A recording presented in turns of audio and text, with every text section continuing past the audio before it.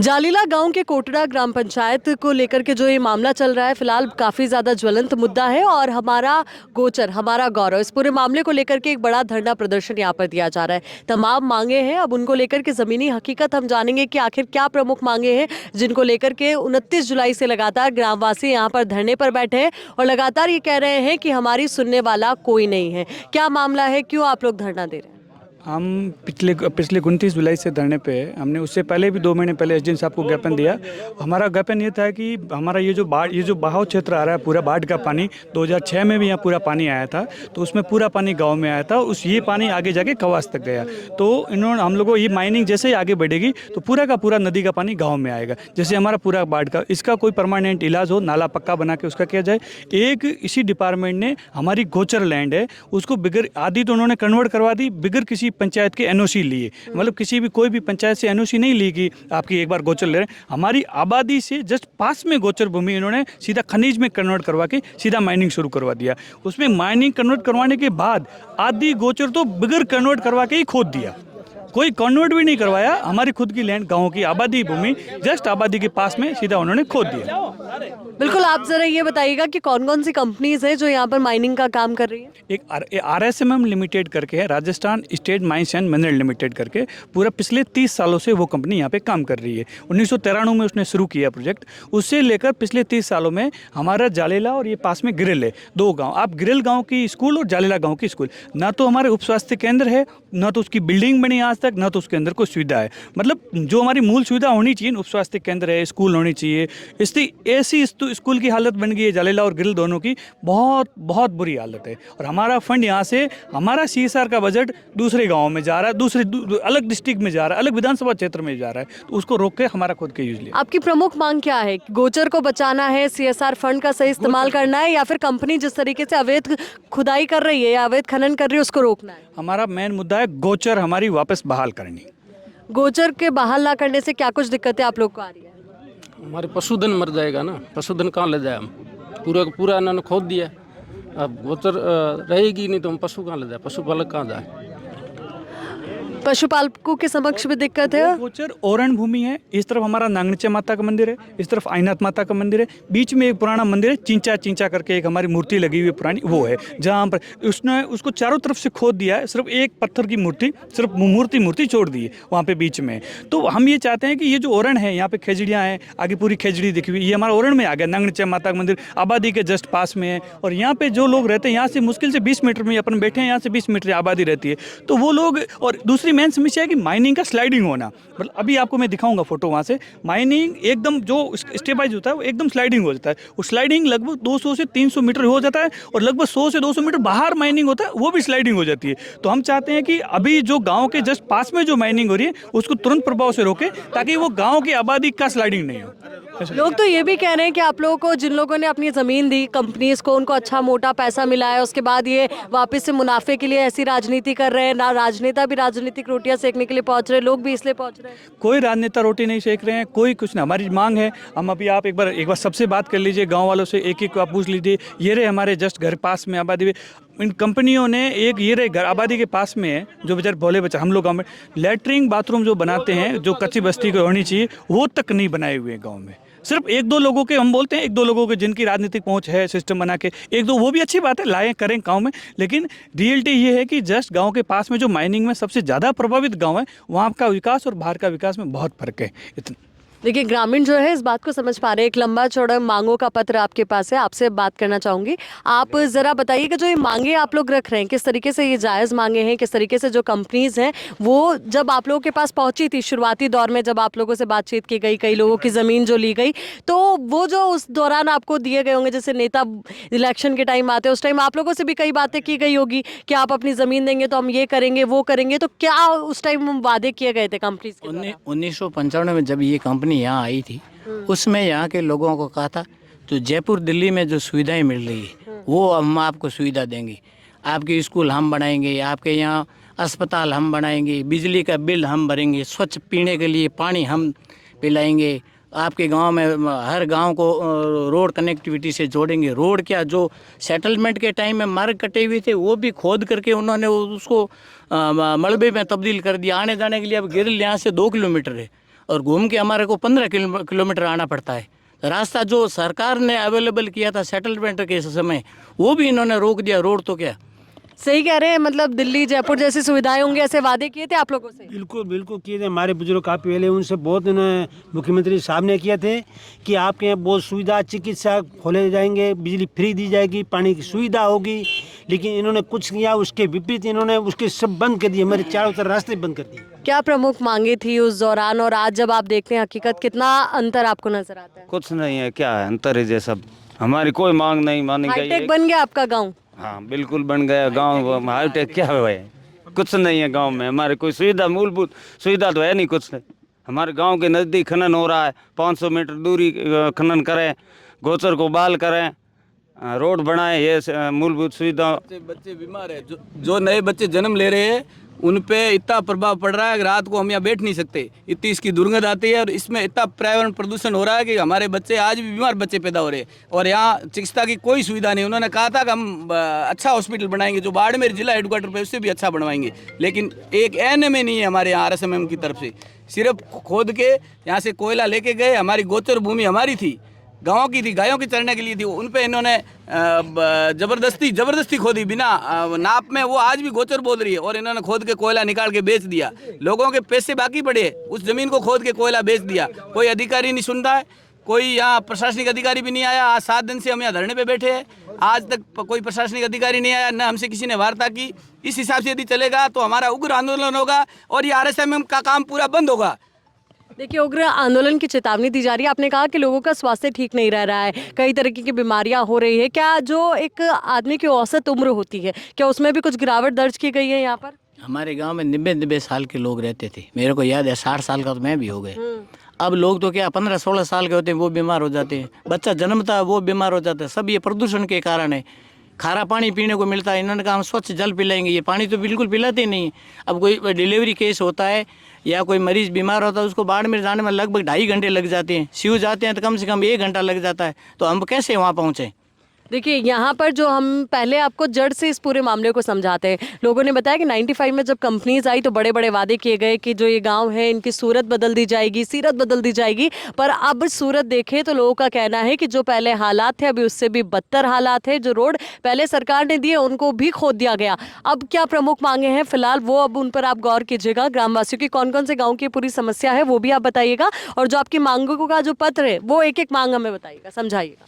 गांव जालेला है, पाबूपुरा है, गिरल है, थूमली है, आकली है, ये इन गांवों की ज़मीन अवाप्त करके और RSSM खनन कर रही है या गोचर है उसको अपनी ज़मीन में आवंटित करवा करके गोचर मतलब खनन कर रही है। उसका जो CSR फंड होता है वो इनकी मन मर्जी से देते हैं। ये दूसरी विधानसभा में दे देते हैं, दूसरी ग्राम पंचायत में दे देते हैं। ऐसा क्यों हो रहा है? अब क्यों हो रहा है? ये इनके अधिकारियों की लापरवाही और जोर ज़बरदस्ती है। प्रजातंत्र तो नाम का है। ये देखो नहीं, ये लोग बैठे हैं, तो प्रजातंत्र का मतलब क्या होता है? जनता द्वारा चुना हुआ शासन, जनता को इन लोगों ने चुना है और पैसे और किसी को दे रहे हैं। ये तो अन्याय हुआ। ये अधिकारी अपनी मन मर्जी और भ्रष्टाचार फैला करके जो पैसे देते हैं उसके काम कर देते हैं, जो पैसा नहीं देता उनके काम नाम की सैंक्शन नहीं निकालते हैं। विकास के नाम पर कुछ इस साल कुछ पैसे दिए, जैसे 70 लाख दिए थे, उसमें भी यूनिट हेड ने पाबंदी लगा रखी है कि इन कामों को रोका जाए ताकि इन लोगों को परेशान किया जाए, इनको जो पैसे आवंटित किए गए हैं वो खर्च नहीं हो सके। इसलिए उन्होंने जिला परिषद को लेटर जारी कर दिया कि जब तक हम अनुमति नहीं दें तब तक आप इस काम को शुरू मत करें। तो ग्राम पंचायत के 2 सरपंच यहाँ बैठे हैं, एक आकली सरपंच है, एक कोटड़ा सरपंच, दोनों बैठे हैं। दोनों से आप इंटरव्यू लीजिए, उनको पता है इन दोनों के काम रोके हुए। इन्होंने जो काम पूरे करवाए उसका समायोजन नहीं हुआ। 5-5 महीने हो गए, इनको 30% राशि दी गई है। 30% राशि के बल पर इन्होंने पूरा 100% काम करवा लिया, फिर भी समायोजन नहीं हुआ है। ये रो रहे हैं 5-5, 6-6 महीनों से। लोग पैसे मांग रहे हैं कि हमने जो काम कराया था उसके पैसे तो वो भी नहीं दे रहे, इनके खुद के पैसे लगे हैं वो भी नहीं मिल रहे। ये अधिकारी हैं, ये जानबूझ करके इन दोनों ग्राम पंचायत के लोगों को परेशान कर रहे हैं। दोषी किसे मानते हैं साफ तौर पर? दोषी तो हम खुद हैं, इनको वोट दिए। नहीं तो हमारे नेता यदि जागरूक हो और हमारे साथ में रहे तो मजा ले, हमारे पैसे खा जाए या दूसरों को दे दे। यानी कि आप लोगों का कहना है साफ तौर पर कि पॉलिटिकल तरीके से भी, नेताओं की तरफ से भी और कंपनी की मिली भगत से आम लोग परेशान। बिल्कुल। ये पूर्ववर्ती गवर्नमेंट हमारा गांव है वो लगभग हमेशा वोटिंग एक तरफी करता है। पूरा गांव, जैसे 800 वोटर है तो हमेशा एक तरफी वोटिंग होती है। हमारे साथ में राजनीतिक द्वेष रख करके हमारी गोचर को इन लोगों ने RSSM के नाम करवा दिया और वो ज़बरदस्ती खोद रहे हैं। तत्कालीन जिला कलेक्टर वीणा प्रधान ने एक गाइडलाइन जारी की थी, जहाँ भी माइंस है वो 500 मीटर गांव से दूर रखी जाएगी। ये 500 मीटर क्या पास में, लगभग 50 मीटर भी नहीं है। ये सामने घर रहे, वो भी गरीब से गरीब मेरा से जो मांग करके खाते हैं, उन लोगों के घर यहाँ पास में, उनको ये दबाना चाहते हैं, मारना चाहते हैं, डुबोना चाहते हैं। कैसे मार रहे हैं? कैसे मारे? बाढ़ का पानी है, बरसात होगी पानी आएगा, अपने आप डूब जाएंगे। 2006 में जो विध्वंसकारी बाढ़ आई थी कवास में, मेरे को याद है, ये लोग भाग भाग के दूसरे के घरों के पास में चले गए थे। इनके घरों में 20-20 दिन तक कीचड़ रहा था, घर इनके थे वो जमींदोज हो गए थे। फिर लोगों ने जैसे तैसे करके चंदा करके, गाँव वालों ने सहयोग किया, ऐसे करके इनके वापस घर खड़े किए, उसमें ये रह रहे हैं और फिर इनको ये डुबाना चाहते हैं। नदी का प्रवाह क्षेत्र था, उसको इन लोगों ने रोक दिया है, ऊपर दोहरे बना दिए। आप मौका देख लो भले, उस थली से लेकर के और इस थली के बीच में अब पानी जो भी आएगा जाड़ला गांव में आएगा, और गांव में आएगा तो गांव के लोग बिल्कुल, ये मान दो, हम भी मान रहे हैं कि हमने देखा कि किस तरीके से ऊंचे ऊंचे पहाड़ खड़े कर दिए खुदाई के बाद, और जो जमीनें हैं वो वहां पर अभी भी गहरे गहरे गड्ढे हैं। नहीं, गहरे गड्ढे हैं। बाकी इन्होंने क्या किया, जो ट्रक डाल दिए वो ऊंचे नीचे कर दिए। जमीन को समतल करना चाहिए, पानी का एक पक्का नाला होना चाहिए ताकि पानी बाढ़ का है वो निकल जाए, गांव के अंदर नहीं घुसे। गांव के अंदर घुसेगा लोग डूबेंगे, कीचड़ होगा, मच्छर पैदा होंगे, डेंगू होगा, चिकुनगुनिया होगा, उससे लोग प्रभावित होंगे, मरेंगे, बीमार रहेंगे। इनके घर से क्या जाएगा? जो बीमार होंगे वो भुगतेंगे, और भुगतने के लिए अब जीवित रहें तो भी मुश्किल है और नहीं रहें तो भी मुश्किल, इसलिए धरने पर ही बैठे। इससे पहले भी ये मांगे आप लोगों ने उठाई? हम लोगों ने 2006 के बाद में लगभग जिला कलेक्टर से हम 20-25 बार मिले हैं। 2019 से कंटिन्यू मिल रहे हैं। फिर भी ये RSSM को तलब करते हैं, ये आश्वासन दे देते हैं हम कल परसों नाला शुरू कर दें। हमने सर्दियों के वक्त भी इनको नाले का कहा। सर्दी से लेकर के जब बरसात आती है आषाढ़ श्रावण में, तब तक नाला तो 2 महीने का काम है, बन जाता है, या 1 महीने का काम है। ये हर बार आश्वासन देते हैं।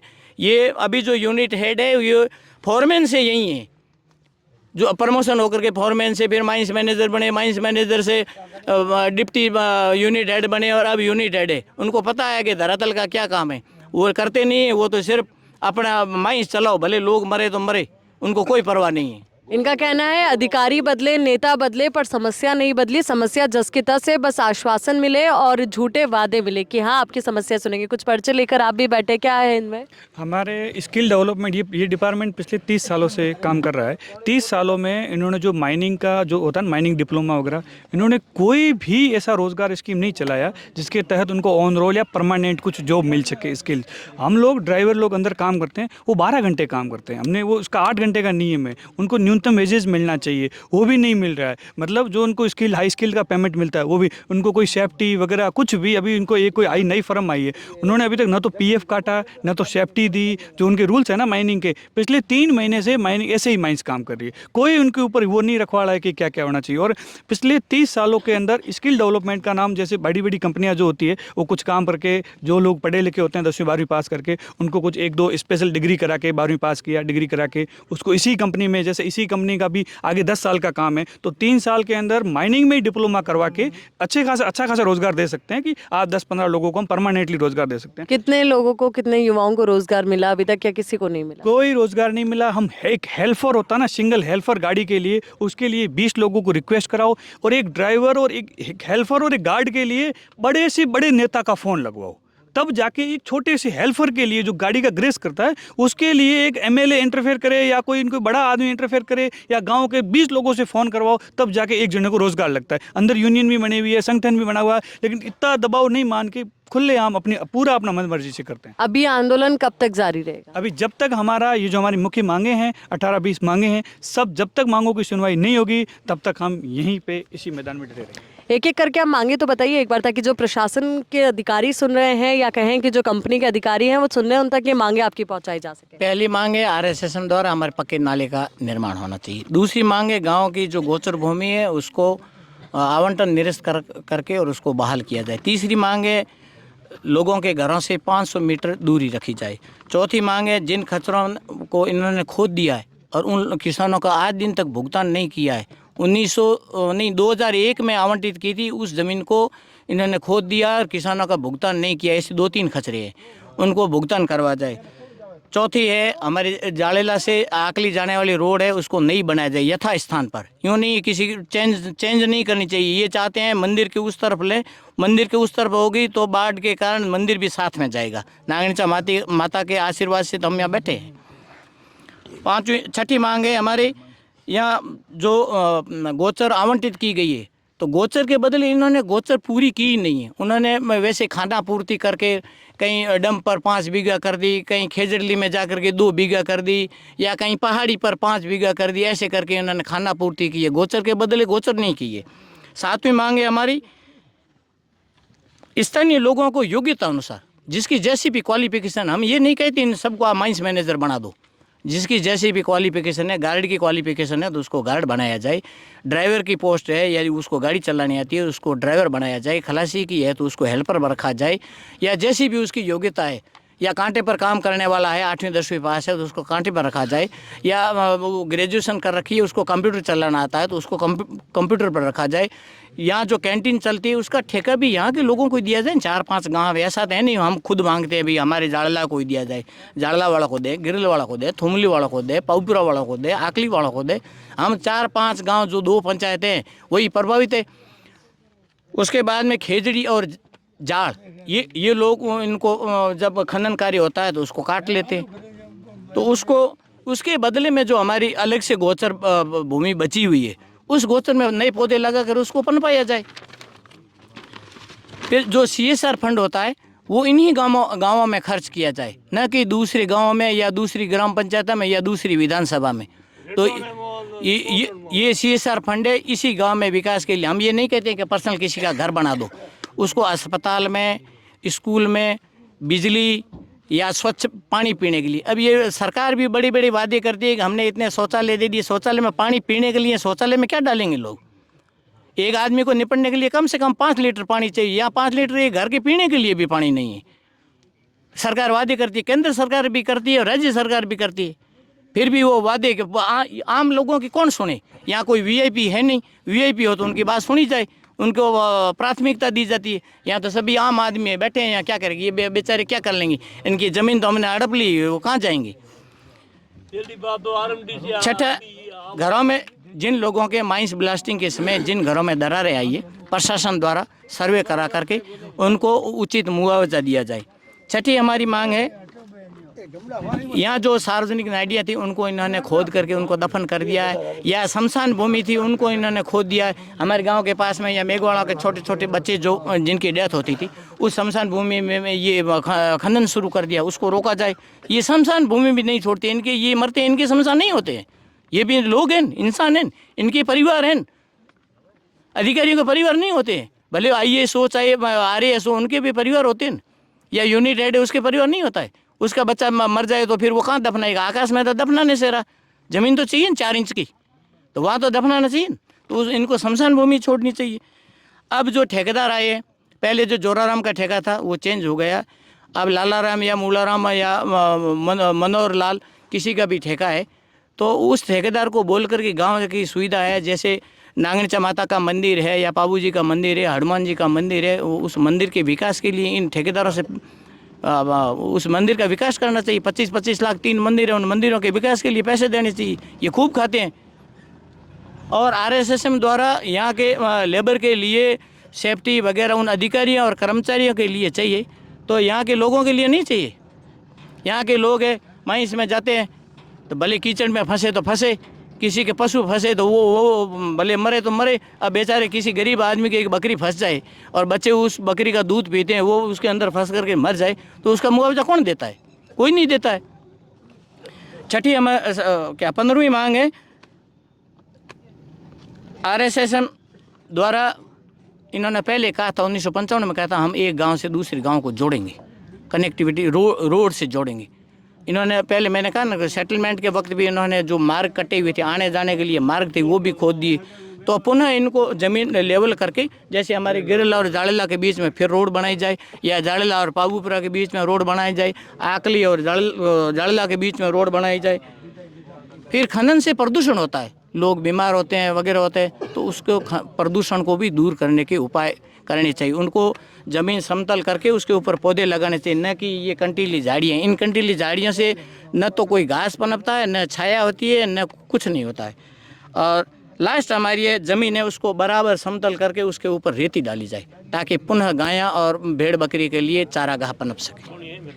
चलिए, तो ये थी प्रमुख मांगे जिनको लेकर के आज यहाँ पर बड़ा धरना प्रदर्शन दिया जा रहा है। और साथ ही कहा जा रहा है अगर मांगे नहीं की गई, पूरी नहीं की गई, तो आने वाले वक्त में एक उग्र आंदोलन किया जाएगा। और साथ ही अगर आप ग्रामीणों की बात को समझे तो आपको ये बड़ा मुद्दा समझ आएगा कि जन्म से लेकर के मृत्यु तक का पूरा सफ़र इन कंपनीज़ की वजह से कितना मुश्किल हो चुका है। क्योंकि जन्म को लेकर के कोई बढ़िया प्राथमिक स्वास्थ्य को लेकर के कोई सुविधाएँ नहीं है, कोई यहाँ पर इस तरीके के हॉस्पिटल्स का निर्माण नहीं हुआ। जो कंपनी ने जब कंपनीज यहाँ पे खुदाई का और खनन का काम शुरू कर रही थी, जो वादे कर रही थी, तो वहीं मृत्यु की अगर बात की जाए तो शमशान तक की भूमि को नहीं छोड़ा गया है, रास्तों को खोद दिया गया है जगह जगह से। तो इस तरीके से अवैध खनन हर जगह हुआ है, चाहे आम लोग हो चाहे पशुधन हो, सभी इससे प्रभावित है। अब देखना ये महत्वपूर्ण आगे इसको लेकर के क्या एक्शन लिया जाता है, क्या कुछ जो प्रमुख मांगे रही है उन्हें माना जाता है और उसके बाद इस पर कार्रवाई की जाती है। आपको लाइव बता देते हैं कैमरे में।